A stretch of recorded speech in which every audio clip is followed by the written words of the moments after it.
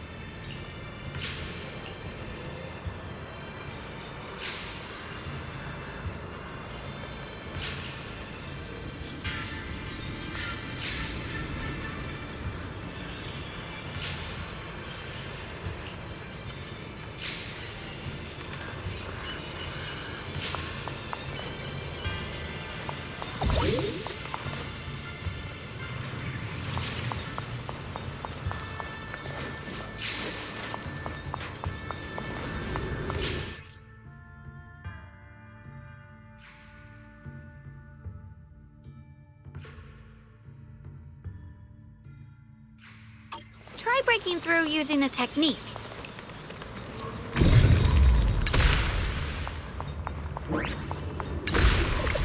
Now we can move forward.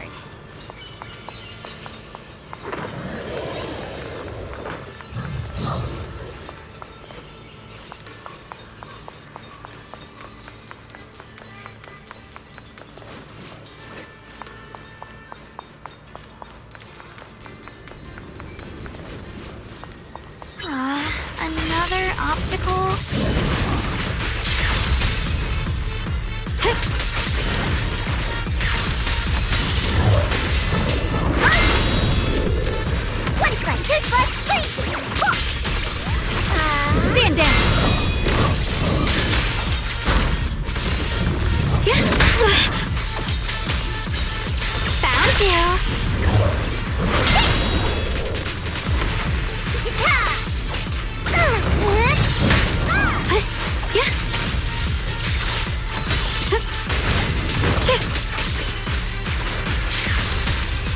A measure of steel slices the world through! The Qingming's might rends the heavens! Alright, let's keep going. Big Pan should be close by.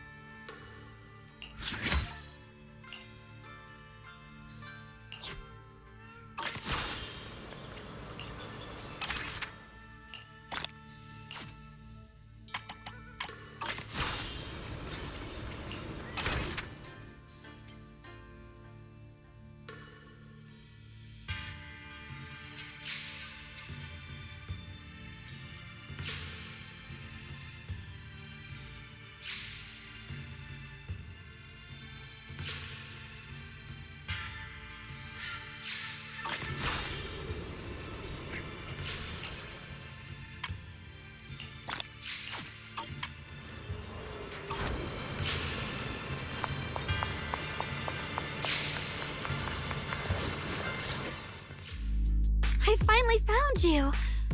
Big Pun, your companions need you right now. We'll help you in battle. Let's go and support them. No, I can't help you. When the looters came, I tried to wield my sword, but I immediately realized I was so scared that I couldn't even swing it. I'll only end up being more trouble for everyone. What use is someone with trembling hands on the battlefield? So you don't want to save your friends? You just want to hide here forever and let them die alone? Well, Big Pun, I understand what you're going through. You're afraid of getting hurt, afraid of the enemy's attacks. But what you're actually most afraid of is your own strength. You haven't learned how to properly control your strength yet. Every time you do something, you deal devastating damage to others.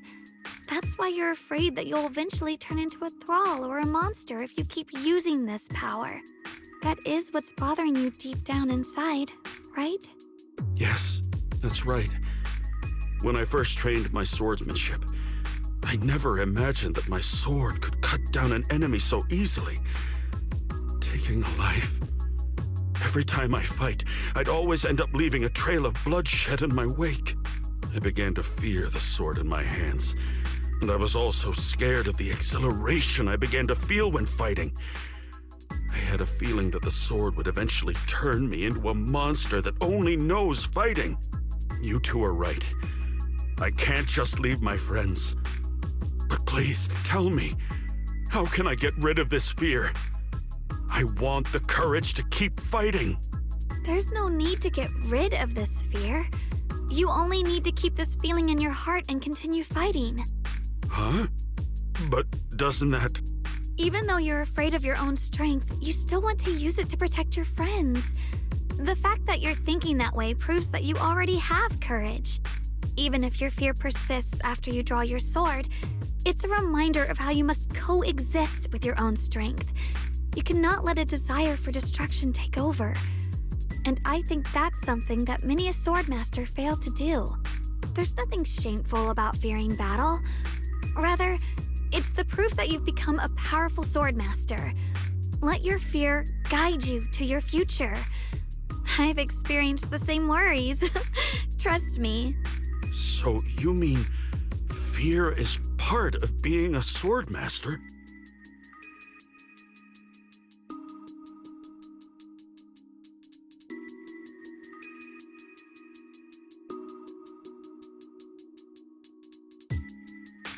By the way, Those looters you were fighting didn't take proper anti-corruption measures and have already been corrupted into ethereals.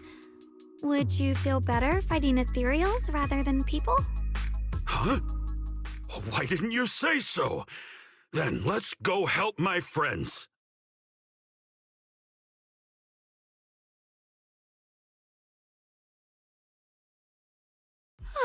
Finally got him to move. It's not easy to convince someone with nothing but words.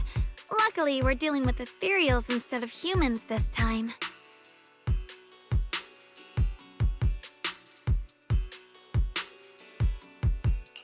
Xiaoguang, I have a question. Why did you insist on dragging him back to the battlefield?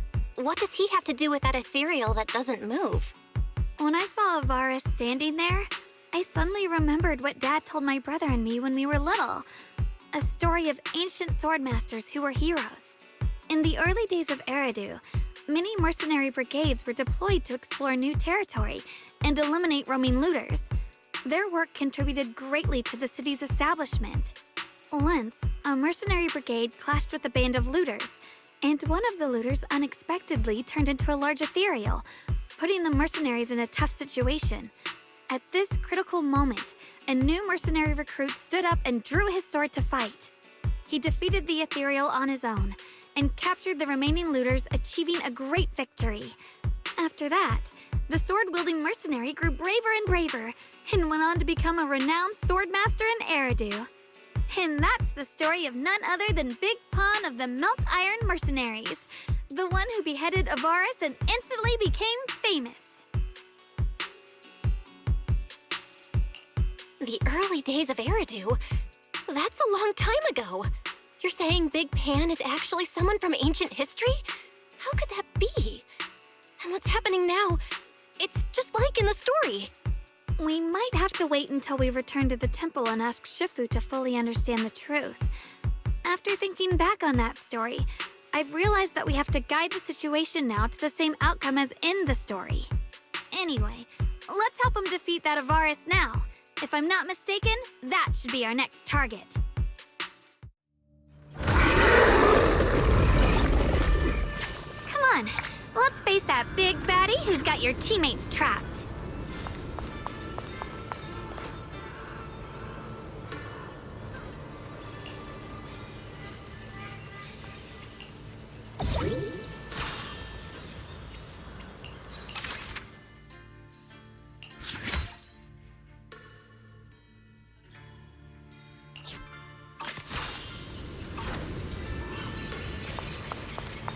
Honestly, I'm shaking like a leaf.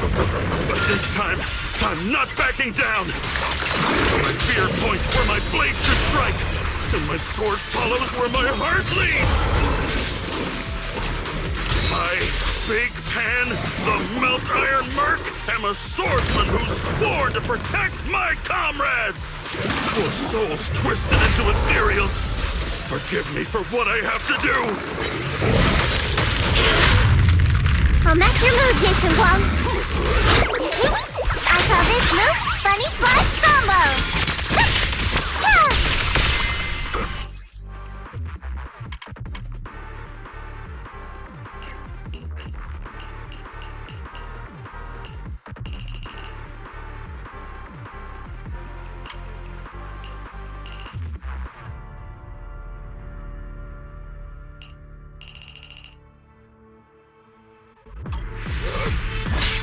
Leave it to me!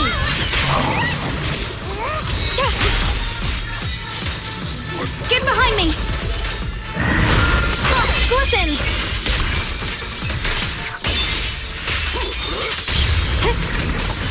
Huh? A measure of steel slices the world through! Let this sword array send you away!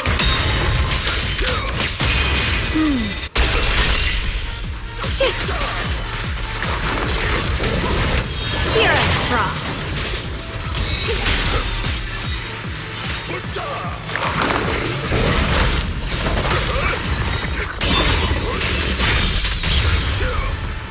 Judgment.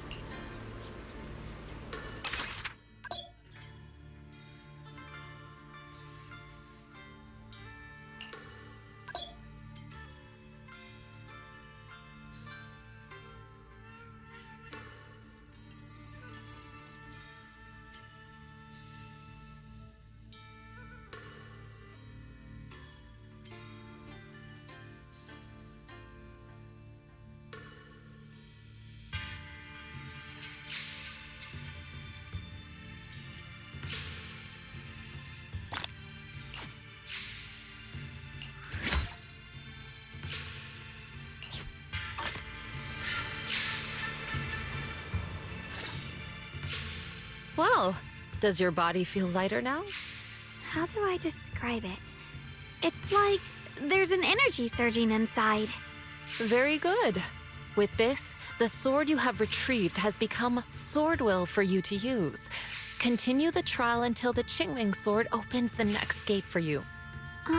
Shifu. I know what you wish to ask. After this experience, you have a better understanding of the essence of this realm now, yes? Shifu, you mentioned before that no one could enter or leave this realm besides us. So those who appear here aren't real people, but rather echoes of those who once existed, right? I once encountered beings born from miasma called drowned ideals that are somewhat similar to the people here, yet different. The people here don't have what you'd call a true form. And the owner of the sword we retrieved, Big Pon of the Melt Iron Mercenaries? I've read about him in a Swordmaster novel. He's a famed swordmaster of the city founding era. So in other words, there's no way he could still be alive. But why would he appear here in the form of our senior from real life? And both he and the others, it's like they're reenacting the entirety of that famous battle. It's simple. He and I are simply vessels. Puppets created by the sword with miasma and hollow matter after accessing the owner's memories. Naturally, it would choose forms that the owner is familiar with. In essence, we are each just a sliver of a swordmaster's consciousness, recorded by the Qingming sword throughout its long history. This might be weird to say, but you're merely talking to slivers of personified memory. The Qingming sword has responded to your wishes, choosing the memories of a few famed swordmasters to shape into human form. Your task is to participate in and witness the moments where they overcame their limits. When they show you how their swords shine, their sword will fortify your power, pulling you closer to the Qingming sword. That is the trial and the opportunity that the realm of swords has given you. I see. Well, that makes our plan of action clear. So, does that mean you're also a piece of a swordmaster's memory, Shifu? It's a bit difficult to explain. You may simply think of me as your guide. Now, more importantly, a visitor arrived while you were away.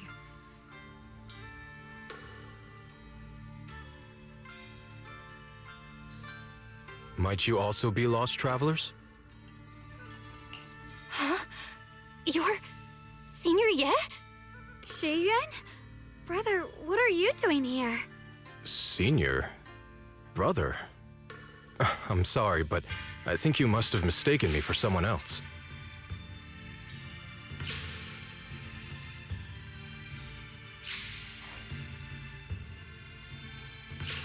Xiaoguang?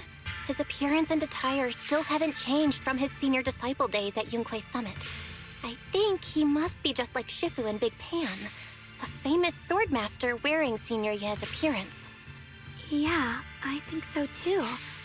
I was just so surprised to see him just now that my mind blanked. Maybe he corresponds to one of the two remaining swords we need to find. Either way, let's ask him what's going on first.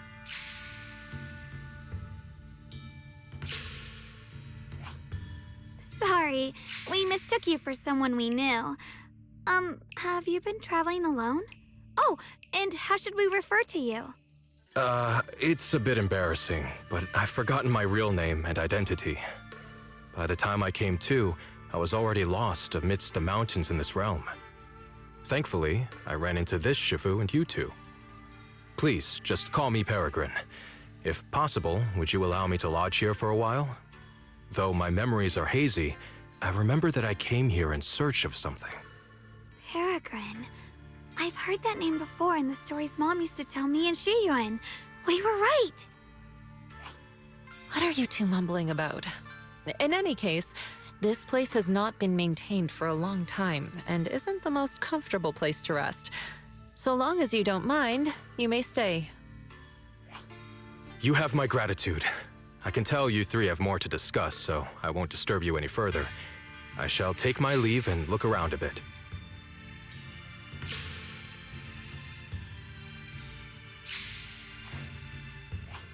Well then, since you found the first sword, it's time I tell you about the remaining two. However, I imagine you've already guessed. The remaining two areas each hide an extraordinary sword. The remaining 2 areas? But apart from the one we just went to, isn't there only one other area?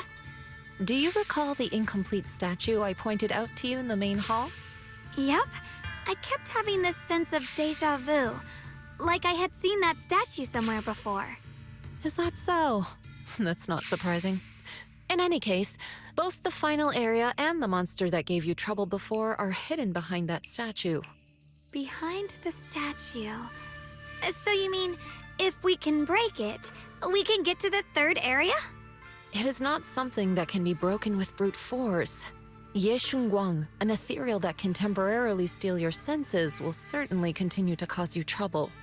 While exploring, you should contemplate how to gain passage from the statue. As someone who was recognized by the Qingming sword, I'm sure you will succeed. Moving on, the Qingming sword has sensed your growth. The seal for the second area is likely to lift soon. It's getting late. Let's rest up and reconvene tomorrow.